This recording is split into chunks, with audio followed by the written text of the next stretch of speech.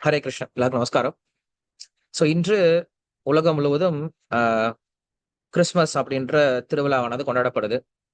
குறிப்பா அயல் நாடுகள காட்டிலும் இந்தியாவுல தான் இன்னைக்கு கிறிஸ்துமஸ் அப்படிங்கிறது அதிகமா கொண்டாடுறாங்க.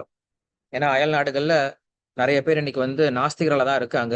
நெறைய சர்ச் எல்லாம் இன்னைக்கு குளோஸ் பண்ணிட்டு இருக்காங்க. அதனால தான் அங்க இருந்து எல்லாரும் இங்க மக்கள அ தேர்ந்தெடுக்க ஆரம்பிச்சுட்டாங்க. ஏன்னா, இந்தியாவுல ரத்தத்திலே இருக்கு.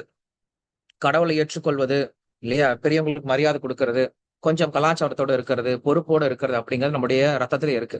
அதனால யார் எத சொன்னாலும் என்ன பண்றோம் நம்ம? ரொம்ப எளிமையா எடுத்துக்கிறோம். அதனால தான் அங்க வியாபாரம் பண்ண முடியாம என்ன பண்றாங்க? எல்லாரும் இங்க வியாபாரம் பண்ணிட்டு இருக்காங்க. அது எதுவா இருந்தாலும், அது மதமா இருந்தாலும் சரி, இல்ல பொருட்களா இருந்தாலும் சரி. ஃபோன் விக்கிறதுக்கும் இந்தியா தான் தேவைப்படுது.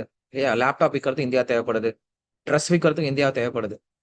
நம்ம ஊர்ல ட்ரெஸ் வித்தோம்னா யாரும் வாங்க மாட்டேங்கிறாங்க. என்ன பண்றோம்? இங்க இருந்து மறுபடியும் அயல்நாட்டுக்கு அனுப்பிச்சு வச்சு அதுக்கு ஒரு புது பிராண்ட் குடுத்து, பீட்டர் இங்கிலாந்து அப்படி சொல்லி கொண்டு ஷோரூம்ல வித்தோம் அப்படின்னா, உடனே வாங்கிக்கிறாங்க. நம்ம ஷோரூம்ல இருக்கும்.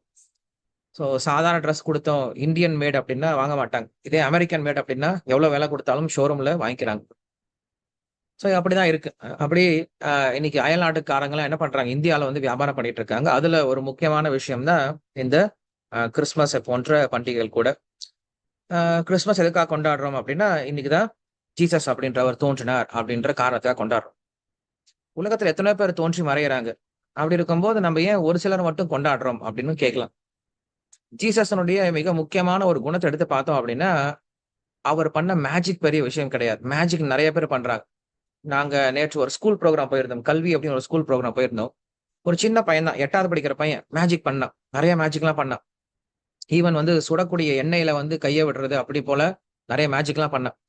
அப்ப மேஜிக் பண்ணாலாம் யாரும் யாரையும் போற்றி புகழ மாட்டாங்க. இப்படி வழிபாடுலாம் பண்ண மாட்டாங்க. அப்ப ஜீசஸினுடைய மிக முக்கியமான குணம் என்ன? அவரை எல்லாரும் வழிபடுவதற்கான மிக முக்கியமான குணம் என்ன அப்படின்னா, அவருடைய தியாக குணம் தான். அவர் என்ன பண்ணாரு, தான் யாருக்கெல்லாம் பாதுகாப்பு குடுக்கணும்னு நெனைச்சாரோ, அந்த மக்களுக்காக உயிரிழந்தார். எங்களுக்காக உயிரிழந்தார் அப்படின்னு சொல்லிட்டு ஜீசஸ் கிறிஸ்டியன்ஸ் யூசுவலா சொல்றது உண்டு. ஜீசஸ் என்ன பண்ணாரு? எங்களுக்காக உயிர விட்டார் அப்படின்னு சொல்றது உண்டு. அப்ப அவர் செஞ்ச தியாகம் தான் நமக்கு முன்னாடி நிக்குது. அப்ப தியாகம் அப்படின்ற ஒரு குணம் தான் மனிதனை உயர்த்தி காட்டுது. இன்னைக்கு நம்ம யாரெல்லாம் பெரிய தலைவர்களா கொண்டாடுறோமோ, அவங்க எப்படிப்பட்டவர்களா இருப்பாங்க? கண்டிப்பா தியாகிகளா தான் இருப்பாங்க. இல்ல உலகத்துல எத்தனையோ பெரிய பெரிய ஆட்கள்லாம் வந்துட்டு போயிட்டாங்க. பெரிய செல்வந்தர்கள்லாம் இருந்துட்டு போயிட்டாங்க. பெரிய பலவான்கள், பெரிய அழகான ஆட்கள், இல்ல பெரிய பிரபலமான ஆட்கள்லாம், ராஜாக்கள்லாம் இருந்துட்டு போயிட்டாங்க. அவங்கள நம்ம பெருசா கொண்டாடுறது கிடையாது. ஆனா, யார் ஒருத்தர் சமுதாயத்துக்காக தியாகம் பண்ணியிருக்காங்களோ, அவங்கள கொண்டாடுறோம். ஈவன் அப்துல் கலாம் அப்படின்னு இருந்தார். அப்துல் கலாம் அப்படின்றவர் ஒரு பெரிய விஞ்ஞானியா தெரியப்பட்டார். நம்ம இந்தியாவுல நெறைய விஷயங்கள கண்டுபிடிச்சு உதவிகரமா இருந்தார். இந்தியால நெறைய விஞ்ஞானிகள் இருக்காங்க. ஆனா எல்லா விஞ்ஞானிகளும் நம்ம கொண்டாடுறது கிடையாது. அவர மாரி கொண்டாடுறது கிடையாது. காரணம் என்ன அப்டின்னா, அவருக்கு இருந்த அந்த தியாக குணம். அவர் என்ன பண்ணாருன்னா, ரொம்ப எளிமையா வாழ்க்கை வாழ்ந்தார். மற்றவங்களுக்காகவே வாழ்க்கை வாழ்ந்தார் இல்லையா? அப்ப அந்த தியாகம் அப்டின்ற ஒரு குணம் தான் நம்மை உயர்த்தி காட்டுது. இது நம்ம எல்லா மிருகங்கிட்ட கூட பார்க்கலாம். ஒரு சின்ன தேனீ கூட என்ன பண்ணுது அப்டின்னா, தான் சேகரிக்கக்கூடிய தேன என்ன பண்ணுது? மனுஷனுக்காக குடுத்துருது. பசு கூட என்ன பண்ணுது? தான் உண்டாக்கக்கூடிய பால மனுஷனுக்காக குடுத்துருது. பட்டாம்பூச்சிலருந்து ஆரம்பிச்சு, நம்ம இந்த உலகத்தில் இருக்கக்கூடிய எந்த உயிரினத்த பார்த்தாலும், எல்லா உயிரினங்களும் கண்டிப்பா வேற ஒரு உயிரினத்திற்கு பாதுகாப்பா, இல்ல வேற ஒரு உயிரினத்திற்கு பிரயோஜனமா தான் வாழ்க்கை வாழ்ந்துட்டு இருக்கு. ஆனா மனித உயிரினம் மட்டும் என்ன பண்ணுது அப்டின்னா, இந்த எல்லா உயிரினத்தையும் அழித்து, இவங்க கிட்ட இருந்து எப்படி பிடுங்கி சாப்பிடலாம்னு இருக்கே தவிர, மனித இனம் மட்டும் மற்றவங்க யாருக்கும் உதவி பண்றதே கிடையாது. இந்த ஒரு தியாக மனப்பான்மை அப்படிங்கிறது எப்ப அழிஞ்சிருதோ, அப்ப மனித சமுதாயம் மிருகத்தை விட ரொம்ப மோசமான சமுதாயம் மாறி போயிடுது. மிருகத்துக்கிட்ட கூட என்ன இருக்கு? தியாகம் அப்படின்ற குணம் இருக்கு. மனுஷன்கிட்ட எனக்கு தியாகம் அப்படின்ற குணம் கிடையாது. அப்ப இன்னைக்கு அந்த ஜீசஸ் எல்லாரும் வழிபடுறாங்க அப்படின்னா காரணம் என்னது? அவர்கிட்ட இருந்த தியாக குணம். இது நம்ம ஆச்சாரியர்கள் நெறைய பேர்கிட்ட பார்க்கிறோம். உதாரணத்துக்கு நம்முடைய ஸ்ரீல பிரபுபாதர். இந்த இஸ்கானுடைய ஸ்தாபக ஆச்சாரியர் ஸ்ரீல பிரபுபாதர். அவர் தன்னுடைய 70வது வயதுல ரொம்ப வயசான கட்டத்துல அவர் என்ன பண்ணாரு? விருந்தாவனத்துல இருந்து அவர் பாட்டுக்கு அவருடைய பக்தி செஞ்சுட்டு இருந்தார். பட் இருந்தாலும் தன்னுடைய அந்த வசதியான வாழ்க்கைய தியாகம் செஞ்சுட்டு என்ன பண்ணாரு? அமெரிக்காவுக்கு போனாரு. அமெரிக்கால போயிட்டு 12 வருஷம் கஷ்டப்பட்டார். கஷ்டப்பட்டு இந்த இஸ்கான் அப்படின்ற இவ்வளவு பெரிய ஒரு ஸ்தாபனத்த உருவாக்கி குடுத்திருக்கார். அவரு பண்ண தியாகம் இல்லையா?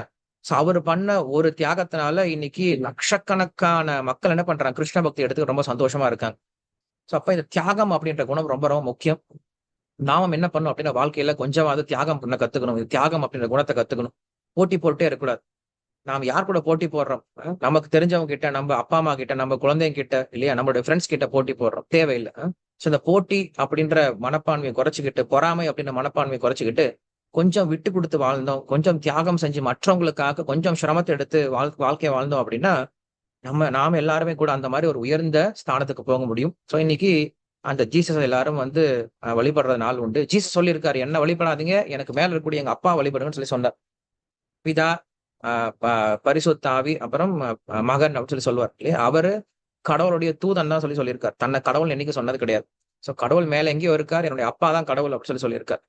சோ அப்ப நமக்கு தெரியும் யாரு அந்த கடவுள் அப்படின்னு சொல்லிட்டு இல்லையா?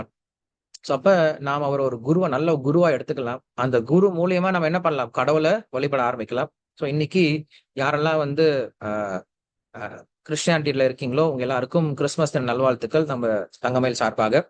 சோ நாம எல்லா மதத்தையும் மதிக்கிறோம். எல்லா கடவுளையும் மதிக்கிறோம் இல்லையா? எல்லாருக்கும் மரியாதை குடுக்கணும். கடவுள் மட்டும் கிடையாது. இந்த உலகத்துல இருக்கக்கூடிய ஒவ்வொரு உயிரினத்துக்கும் மரியாதை குடுக்கணும். ஏன்னா எல்லா உயிரினத்துக்குள்ளாரையும் கடவுள் இருக்கார். இது நம்ம மதம் சொல்லிக் குடுக்கிறது. நாம யாரையும் வெறுக்கிறது கிடையாது.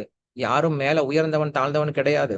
என்னுடைய மதத்த பின்பற்றினா மட்டும் தான் நீ வந்து சொர்க்கம் போவ. மற்ற மதத்த பின்பற்றினா நீ நரகம் போவ அப்படின்னு நம்ம சொல்றது கிடையாது. ஏன்னா கடவுள் எல்லாருக்கும் சமம். கடவுள் அப்படின்ற ஒரு தந்தை, தாய்ன்னு சொல்லும்போது, தாய், தந்தை பசங்க கிட்ட என்னைக்குமே பாகுபாடு பார்க்க மாட்டான். எல்லாருக்கும் நல்லா பார்த்துப்பான். சோ அப்படி நாம எல்லா மதத்தையும் மதிக்கக்கூடியவர்களா இருக்கோம். சோ அப்படி ஒரு இந்த உலகத்துல மிகப்பெரிய அ பழமையான 2000 வருஷம் பழமையான மதம் தான் இந்த கிறிஸ்துவ மதம். சோ அந்த மதத்தை நாம் மதிப்போம். அவங்களுக்கு இன்னைக்கு என்ன பண்ணோம்? நம்ம எல்லாரும் வாழ்த்து சொல்லலாம். இன்னைக்கு நம்மளும் என்ன பண்ணலாம்? ஜீசஸ் கிட்ட பிரார்த்தனை பண்ணிக்கலாம். நாமும் அவரைப் போல இந்த தியாக மனப்பான்மைய வளர்த்துக்கிட்டு, மக்களுக்கு ஏதாவது ஒரு வகையில் நல்லபடியா உதவிகரமா இருக்கலாம் அப்படிங்கிற விஷயத்த என்ன பண்ணலாம்? இனி நம்ம பிரார்த்தனை பண்ணிக்கலாம்.